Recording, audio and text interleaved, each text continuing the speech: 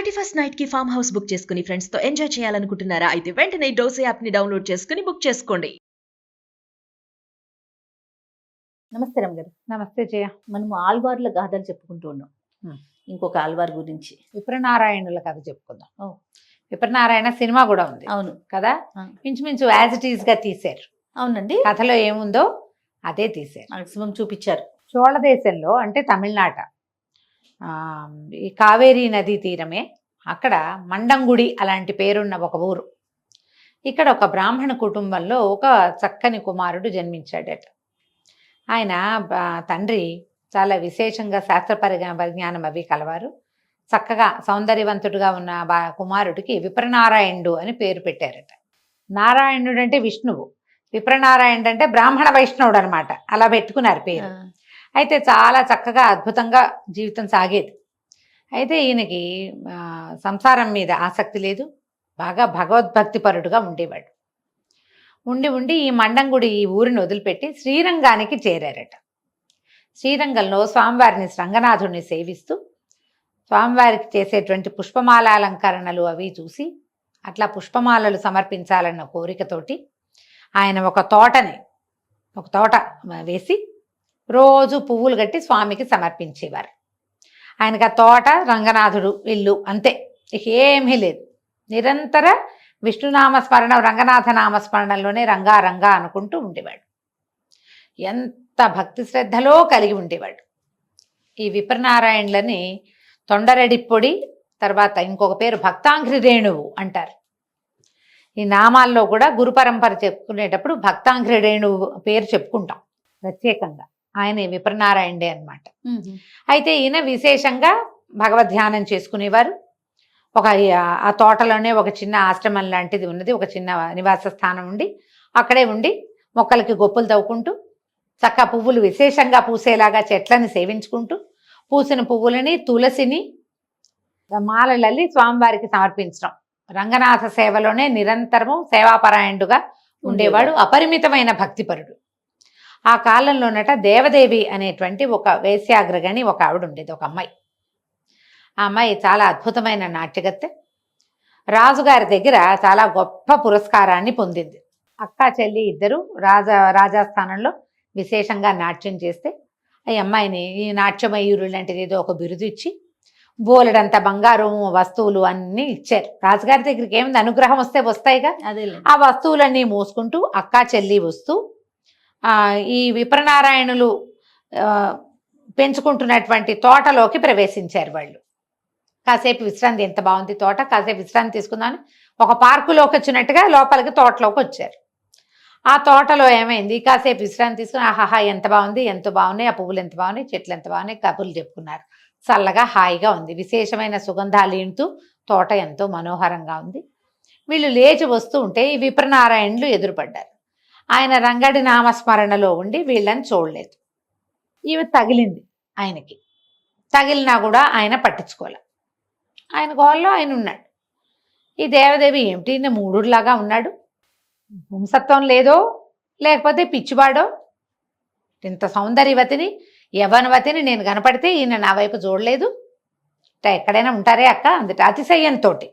ఈ అతిశయం ఏమిటి, ఒకటి యవ్వన గర్వము, సౌందర్య గర్వము, రాజుగారి దగ్గర చాలా ఇవి బహుమతులు పొందటం వల్ల వచ్చినటువంటి అతిశయంతో. అంటే వాళ్ళక్క ఏమందిట, అలా కాదు ఈయన భక్తుడు, పైగా భగవత దీంట్లో ఉంటాడు, ఎప్పుడు ఆయన భగవంతుని తలుచుకుంటున్నాడు, జపంలో ఉన్నాడు. ఆయన భగవద్భక్తుడు అవటం వల్ల ఆయనకేమి స్త్రీ సాహచర్యాన్ని తెలిసినవాడు కాదు, ఆయనకు ఆసక్తి లేదు అనేసరికల్లా ఇలాంటి వాళ్ళని దారిలో పెడితే కదా బాగుండేది, మనకు ఒక ఛాలెంజ్ లాగా ఉంటుందని భావించింది దేవదేవి. అక్కయ్య కేకలేసింది, అట్లా అనకూడదు తప్పు, అయినా నీ వశమవుతుందా అట్లాంటి వాడిని లాగటం. ఆయన చిన్నప్పటి నుంచి భగవద్ధ్యానంలోనే ఉన్నాడు. రంగడు తప్ప ఆయనకి కంటికి రెండో వాడు కనపడ్డు. నువ్వెవరు, నేనెవరు, మన దాని నుంచి, మన మామూలు ప్రపంచం నుంచి ఆయన వేరుగా ఉన్నాడు, అట్లా జరగదని అక్కయ్య చెల్లెల్ని కేకలేసరికి ఈ చెల్లెలు దేవదేవి ఒప్పుకోలే.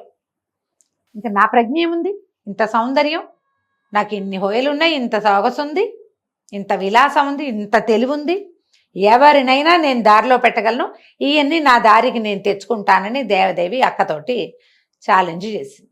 అక్క ఏమందట, నువ్వు గనక ఆ పని చేసావంటే 6 నెలలు నీకు ఊడిగం చేస్తాను నేను అంది. చేయగలిగితే. చెల్లెలు కూడా ఒప్పుకోలేదు. చెల్లెలు ఏమంది, నేను చేయలేకపోతే నేను నీకు 6 నెలలు ఊడిగం చేస్తా, ఇక గజ్జగట్టం, నీకు వెనకాల దాసీది చేసినట్టుగా నీ వెనకాల సేవ చేస్తానని అక్కతో పందెం కట్టింది. వాళ్ళ అక్కయ్యని పంపించేసింది. నగ నట్రా మొత్తం తన మెడలో ఉన్న వస్తువులన్నీ మూట కట్టి ఒక చెట్టు తొర్రలో దాచిపెట్టింది. ఈయన బట్టలు ఆరేసుకుని ఉంచుకుంటాడు అక్కడ. ఆ బట్టల నుంచి ఒక కావి పంచె తీసి కట్టుకుని ఈయన మళ్ళీ ఈయన యువతల విప్రనారాయణులు యువతలకు వచ్చేసరికల్లా కనపడింది. చాలా దీనంగా మొహం పెట్టుకుని నుంచుంది. ఈయనేమో ఎవరో ఏడుపు మొహంతో నుంచునేసరికల్లా సౌందర్యవతిని చూడలేదు, దుఃఖంలో ఉన్న వాళ్ళని చూశాడు ఆయన. ఎవరమ్మా ఏమిటి అని అడిగాడు. మా అమ్మని, మేము ఒక వేశ్యా కులానికి చెందిన అమ్మాయిని, మా అమ్మ నన్ను నాతోటి అక్కడ నేను చేయదలుచుకొని పని చేయాలనుకుంటుంది, నాకు భగవత్ సేవే చేయాలనుంది, రంగణ్ణి సేవించుకోవాలనుంది, నేను భగవంతుడి సేవలో నిమగ్నం అవ్వాలనుకుంటుంటే మా అమ్మాయి నన్ను రసికాగ్రణిని చేయాలని చూస్తోంది, మీ శరణు గోరు వచ్చాను, తోట చూసి పారిపోయి వచ్చి ఇక్కడ దాక్కున్నానండి. ఆయన అయ్యో పాపం అలాగమ్మా ఉండు, ఇక్కడే ఉండన్నాడు. అయ్యమ్మ ఏమో మీరు గుడికి వెళ్ళినప్పుడు నేను తోటను చూసుకుంటాను, ఒక పక్కన ఉండే అవకాశం ఇవ్వండి అని ఆయన బతిమలాడితే ఆయన ఒప్పుకున్నాడు. ఈవిడి దేవదేవి ఇక్కడే ఉండిపోతే ఆయన దారిన ఆయన కృష్ణ రామ రంగా అనుకుంటూ తిరిగేవాడు. ఈవిడ కొప్పులు దవ్వి, ఇల్లు దవ్వి, అవి దవ్వి, ఇవి దవ్వి, మట్టి పని చేసి ఏ పని చేసినా ఆయన్ని కదపలేకపోయింది. ఆయన ఏం చేయలే. కొన్ని నెలలు గడిచినాయి. ఈవిడ దుఃఖంతో ఓ రోజు నెత్తి మీద చేతులు పెట్టుకుని కూర్చుంది.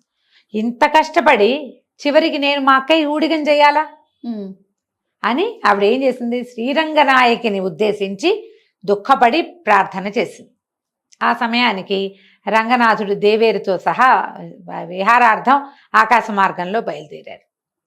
అమ్మవారు చూసింది, లక్ష్మీదేవి చూసి అమ్మాయి దుఃఖిస్తోంది, ఆమె కోరిక తీర్చండి. ఆమె ఎందుకు దుఃఖిస్తోంది, దాన్ని దుఃఖించకూడదు, నా భక్తురాలు, ఓహో, ఆమె దుఃఖించకూడదు, ఆమె మనసు తీర్చమని స్వామివారిని ప్రార్థించింది అమ్మవారు.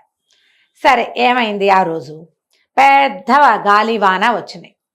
ఈయన రోజు విప్రనారాయణులు లోపల ఆశ్రమంలో పడుకునేవారు, ఈ అమ్మాయి పని చేయడానికి వచ్చిందిగా బయట వరండాలో పడుకునేది. ఆ రోజు రాత్రి బ్రహ్మాండమైన వాన వచ్చింది. లోపలే చలేస్తుంటే ఆయనకి జ్ఞాపకం వచ్చింది, ఈ స్త్రీ బయట ఉండిపోయిందని. తలుపు తీసి, అమ్మ నువ్వు బయట ఏం పడుకుంటావు దేవదేవి, బయటంతా చలిగా ఉంది, చాలా లోపలికి వచ్చి పడుకో, ఒక పక్కన ఎక్కడో చోట పడుకుందు కానీ అమ్మాయిని లోపలికి పిలిచాడు. ఆయన ఒక 30 సంవత్సరాలు 40 సంవత్సరాలు ఉన్న బ్రహ్మచారి, ఈవిడ ఒక 20 సంవత్సరాలున్న నవయువతి. లోపలికి వెళ్ళేసరికల్లా పెద్దగా ఉరుమురు వేసరికల్లా ఈ అమ్మాయి ఏం చేసింది, కప్పుకుని వెళ్ళి ఆయన్ని కౌగులించుకుంది. ఏనాడు అనుభవించని స్త్రీ సాహచర్యాన్ని తెలిసేసరికల్లా ఆయన ఆమె వల్ల పడిపోయాడు. ఇక దేవుడు లేడు, నిరంతరము ఈ అమ్మాయే. ఇక పూజ పునస్కారము, దేవుడు సేవ, తోట అన్నీ పోయినాయి. ఆ వదలలేని తనం వచ్చేసింది ఆయనకి. ఈయన దగ్గర బోల్డంతా అవి ఇవి సామాన్లు వస్తువులు ఏవో ఉన్నాయి, ఒకటి ఒకటి ఒకటి ఒకటి వాళ్ళ ఇంటికి సమర్పయామే అయిపోయింది. ఆ అమ్మాయి ఈయనతోటే ఉంది, కానీ ఆ అమ్మాయి దారి తప్పలేదు. దేవదేవి ఈయన్ని వంచాలి, ఈయన్ని దాని దారిలోకి తెచ్చుకోవాలనుకుంది, కానీ ఆమె ఏం దారి తప్పల, ఈయనతో పాటే ఉంది, వేరే కొత్త దారికి ఆవిడ వెళ్ళలేదు. ఈ లోపల వాళ్ళ అమ్మ వచ్చి గొడవ చేసి తీసుకెళ్ళిపోయింది. ఈయన ఇల్లు వాకిలి వదిలేసి వాళ్ళ ఇంటికి వెళ్తాం మొదలుపెట్టాడు. ఆ వేసి గారి పెద్ద ఆవిడేమో ఏవైనా ఈయన వస్తువు తెస్తే కానీ లోపలికి రానివ్వదు. ఏముంటాయి ఈయన దగ్గర, అన్నీ అయిపోయినాయి, ఉన్నవి కాస్త కూస్తా. ఈయనకి దేవదేవి సాహచర్యం కోసం ఆయన మనసు బుద్ధి రగిలిపోతుంది, పరమ దుఃఖంలో ఉన్నాడు. ఉండేసరికల్లా ఆయన చాలా దుఃఖపడుతున్నాడు. వాళ్ళ ఇంట్లోకి రానివలా బయటికి దోసేశారు. ఒక ఒళ్ళు తెలియని స్థితి, వ్యామోహం, మాయ ఇలా కమ్ముతుంది. ఈయన బయట దుఃఖంతో రోడ్డు మీద దారిలో నడిచొస్తుంటే మళ్ళా రంగనాయకులు ఇద్దరు విహారార్థం ఆకాశ గమనం చేస్తూ ఎవరో బాంధుడు దుఃఖిస్తున్నాడంటే, మనవాడే మొన్నటి దాకా మాలలల్లి ఇచ్చాడుగా, అద్భుతమైన మాలలని మెచ్చుకున్నావు, అతడే విప్రనారాయణుడు అనేసరికల్లా ఆవిడ చాలా బాధపడింది లక్ష్మీదేవి. అయ్యో, ఇతనికి ఇలాంటి దశ ఎందుకు వచ్చింది, ఇతన్ని దారి మళ్లించండి, సరైన దారిలో పెట్టండి అనగానే ఒప్పుకున్నాడు భగవంతుడు. ఏం చేశాడట ఆయన, రంగనాథ స్వామి దేవాలయంలోంచి, శ్రీరంగనాథుడి దేవాలయంలోంచి వెండి గిన్నె పాయస పాత్ర పట్టుకొచ్చి వీళ్ళింట్లో ఇచ్చాడు, దేవదేవి ఇంట్లో. నా పేరు శ్రీరంగదాసు, విప్రనారాయణుల పనివాడిని, దాసుణ్ణి, స్వామివారు మీకోసం పంపించారు అని. ఈ వెండి పాత్రను చూసేసరికి ఆవిడేమనుకుంది, ఓహో ఈయన ఏదో ధనం ఇచ్చాడు కదా అని విప్రనారాయణులకి కబురు చేసింది, రండి అని. రమ్మంటోంది అనుకుని, ఈయనకి తెలియదు, ఈ గిన్నె సంగతి ఏం తెలియదు, వాళ్ళే పిలిచారనుకుని ఈయన వెళ్ళిపోయి దేవదేవితో హాయిగా సంతోషంగా గడిపి ఆ పూటంతా ఆవిడతో కబుర్లు చెప్పుకొని ఆమెతో స్వర్గ సౌఖ్యాన్ని అనుభవించి తన దారిని తను తెల్లవారు వచ్చేసాడు. వచ్చిన తర్వాత మర్నాడు ఉదయం రంగనాథ స్వామి దేవాలయం తెరవబడింది. స్వామివారికి కైంకర్యాలు జరుపుతారు కదా, ఇంత పాత్ర ఉండాలి. పాత్ర ఏది వెతుక్కున్నారు. పాత్ర ఎట్లా పోయింది మొత్తం వెతికారు. ఎవరి పాత్ర తీసుకెళ్లారో తెలియదా. ఇంతలో దేవదేవి ఇంట్లో ఈ పాత్ర ఉందని వార్త వచ్చింది. అవన్నీ పుట్టించాడు భగవంతుడు. దేవదేవిని పిలిచాడు. ఆమె గజగజ వణికిపోతూ వచ్చింది. మీరు పంపారు అని తల్లి సాక్ష్యం చెప్పింది. విప్రనారాయణుల పనివాడే, దాసుడే పట్టుకొచ్చి ఇచ్చాడు. శ్రీరంగదాసు అనే నామధేయం చెప్పాడు అనేసరికల్లా ఇప్పుడు దేవదేవిది తప్పులేదు. ఆమె ఆ అమ్మాయి కులం అది. ఎవరైనా ఒక వస్తువు ఇస్తే, వస్తువులు ఏదో బంగారమో ధనమో ఇస్తే వాళ్ళకి సమయం ఇవ్వడం ఆమె వృత్తి. ఆ కాలంలో అదంతా నడిచేది. దేవదేవిని పంపేశారు. ఇప్పుడు ఈయన దొరికారు. ఈయనేం చెప్పాడు, నేను ఎవరిని పంపించలేదు, నాకు అసలు దాసులే లేరు, నా తోట పని నేనే చేసుకుంటా. మొన్నటిదాకా దేవదేవి సహాయం చేసేది, ఇప్పుడు నేనే చేసుకుంటున్నా, నాకు దాసులు లేరు. కానీ ఆ వస్తువుకి బదులుగా వెళ్ళింది ఎవరు? ఈయనేదే తప్పు కదా. ఇవన్నీ చెరసాల్లో పెట్టారు.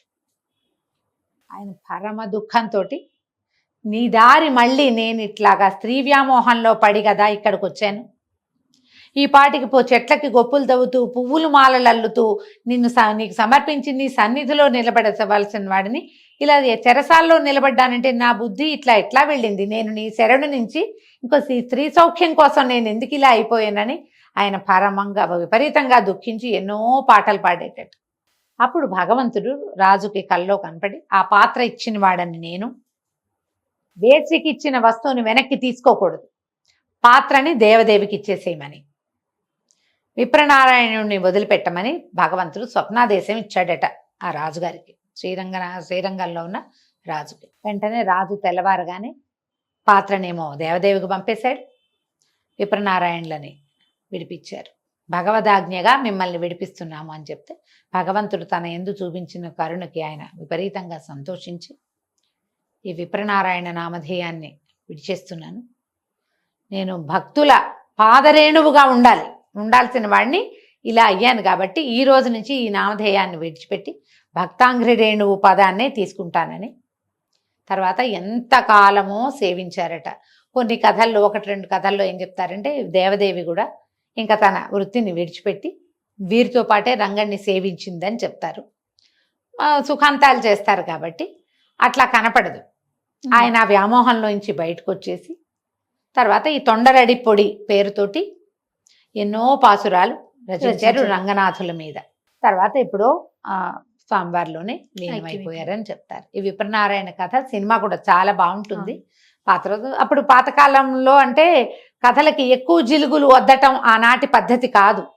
ఇప్పుడు మనం భక్తుల కథల్ని కూడా అందులో ఏవో 2-3 అద్భుతమైన సన్నివేశాలు జనాకర్షణ కోసం పెట్టే పద్ధతి ఇప్పుడు వచ్చింది. కానీ అంటే ఇది కమర్షియల్గా వెళ్ళాలన్న ఉద్దేశం అయి ఉంటుంది.